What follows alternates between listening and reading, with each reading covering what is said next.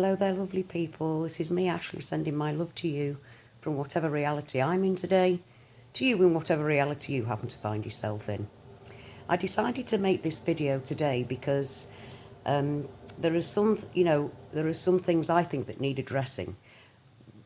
I want to talk about the stages of the Mandela Effect, what it's like for us.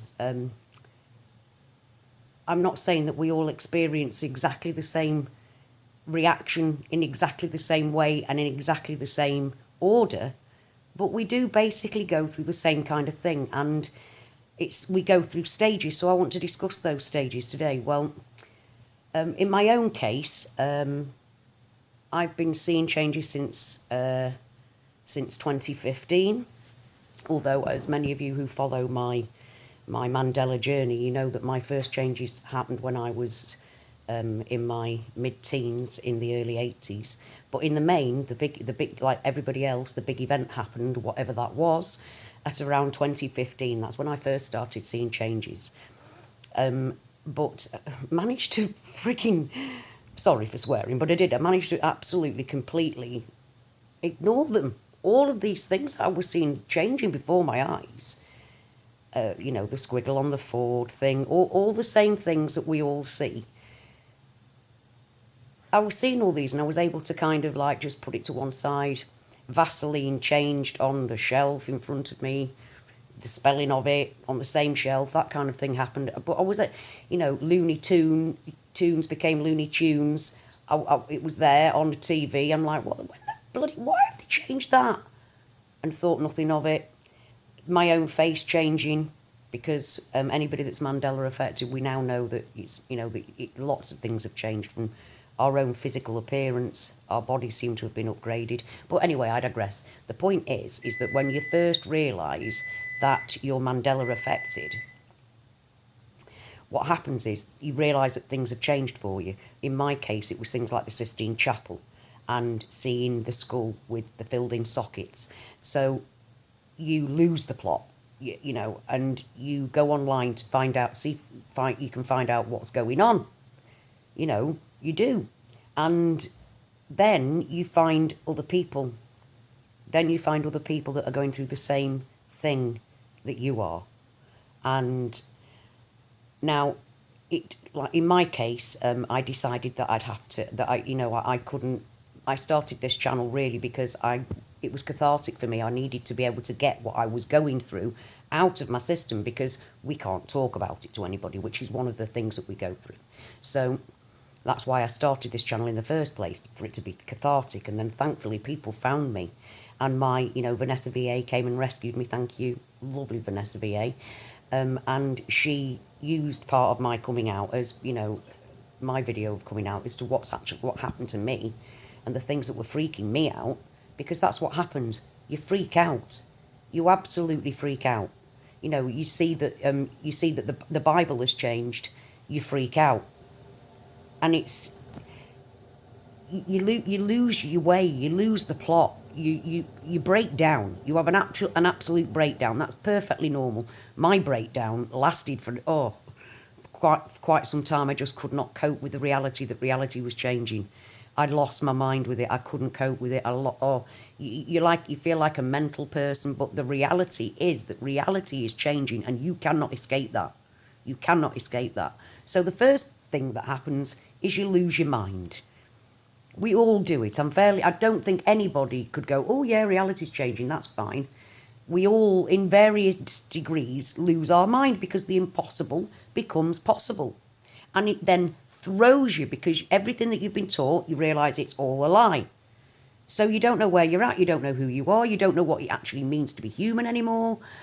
It brings up so many different questions in your own mind and your own being. You don't even know what your own being is anymore. And then we reach out to each other, and thank God there are other people out there that we've managed to find each other, and we have a community that we need.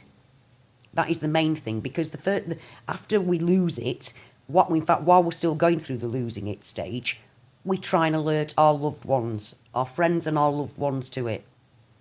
And then they don't understand it, and we see them take what we call the upload, where they can remember something the way you remember it and I remember it, and then they have this upload thing happens, and they take on board the new information. Now that's really frustrating for us that are Mandela affected, because 1 minute they're remembering it, the next minute they're spouting exactly as it is today. So we don't understand that. And so we realise very quickly, because the unaffected get angry when we try and show them the changes, and we become very, very isolated. So we have the reality of reality changing on our own. We're on our own because the people around us can't bear to listen to it. They can't cope with it. They can't cope with it, even though some of them do actually see some changes. They still can't cope with it. So they it leaves us that are affected having even our most closest ones that aren't with us anymore on it. We can't share it with them. So the fact that we have each other matters so very, very, very much. Our little family, our community, our communication with each other matters, because we haven't got anybody else. So then we start talking about, and some of us make videos. Not everybody that's Mandela affected can do this. I mean, it's easy for me to talk. It's not a problem whatsoever, which I'm sure you've noticed. But not everybody has the confidence to speak out like I do and say what's happening to them. But we talk to each other here on the videos, and we get to share and learn from each other as to what's going on. I can assure you, not one single one of us have gone, "Oh, I've heard about this Mandela Effect thing. Oh, I want to join in with that." None of us want to join in with it. We don't want it to have happened to us. And we go through the grief. We have a grief period where I don't think we ever really leave the grief period. It's always with us, the loss of our home, where we came from originally. Some of us came from the Sagittarius arm. Some, like me, came from the Orion arm, but not this Orion, the original Orion.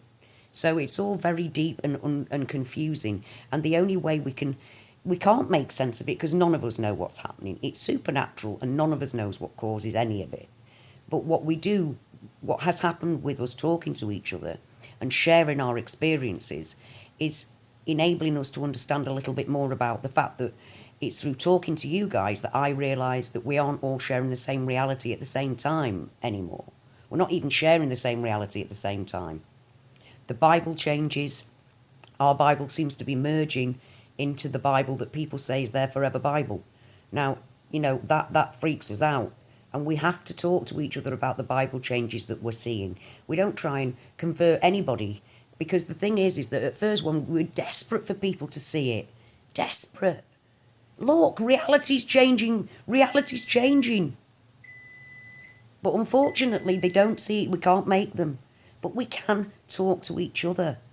We can. We show each other the changes so that we know we have to reach out to each other. We have to have that fellowship with each other. And so the stages are, the fact that we have each other, it becomes very, very important. And the fact that we can share what happens to us becomes very, very important, because you can't go through reality changes on your own, keeping it all inside.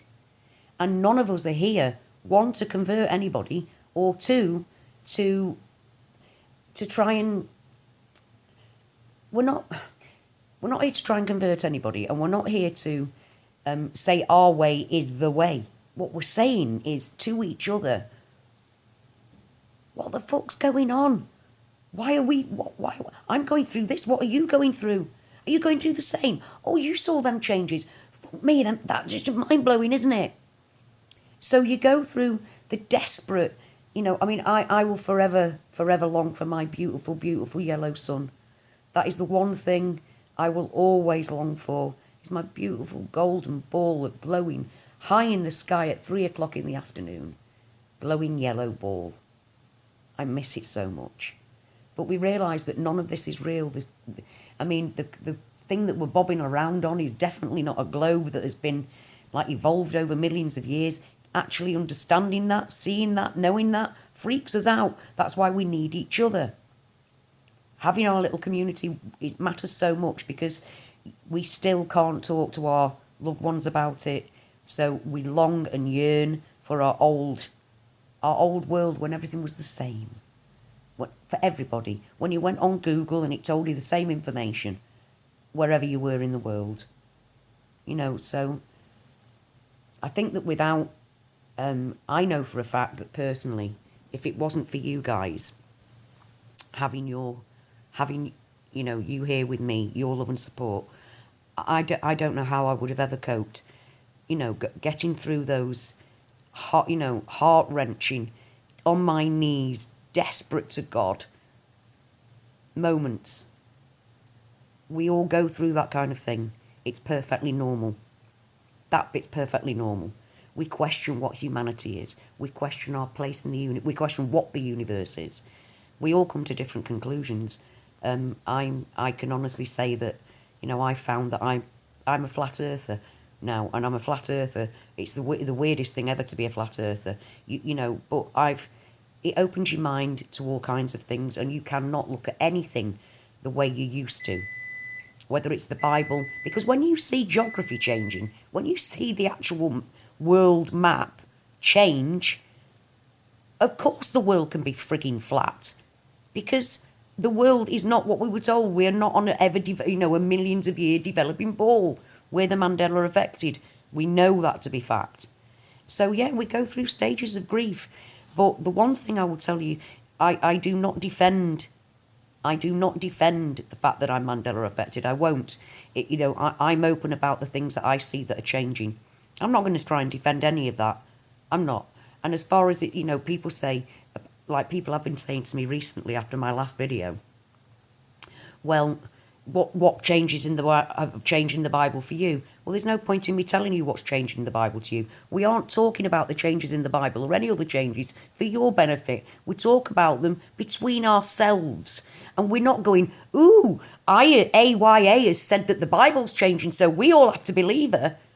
We see it for ourselves, and we go to channels like that because we see it for ourselves. We don't just take her word for it or other people like her's word for it.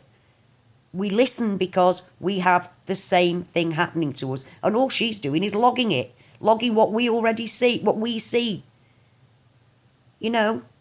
What we see. Our Bible is changing into yours. I don't see why you're getting all defensive about it. It's changing into your Bible. Why are you worried? Why are you saying the Bible hasn't changed? We're saying our Bible has changed into yours. So I'm still angry about that, you see. I'm still angry about that. Because it upsets people. And it upsets people because we are going through a freaky thing. A freaky thing. We need each other. We're not making these videos for you.